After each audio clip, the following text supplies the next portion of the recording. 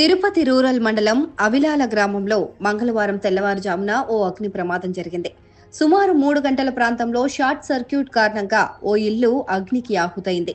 ప్రమాదంలో కొడుకు మరణించగా తల్లి ప్రాణాలతో బయటపడింది.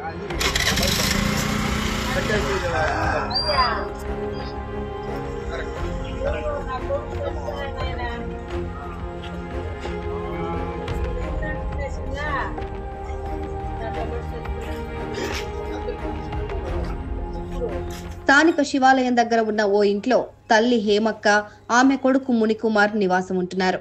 ఏం జరిగిందో ఏమో తెలియదు కానీ ఉదయం ఒక్కసారిగా ఆ ఇల్లును మంటలు చుట్టుమిట్టాయి.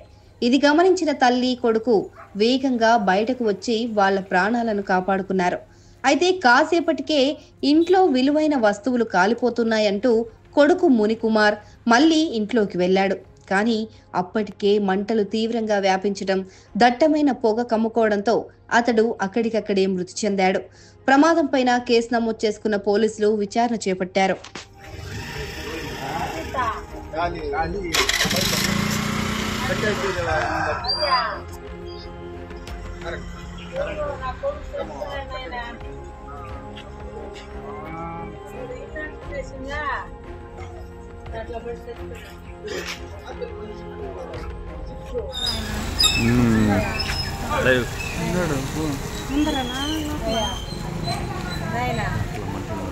లోపల ఇల్లు ఆవులు లవ్ బాడీ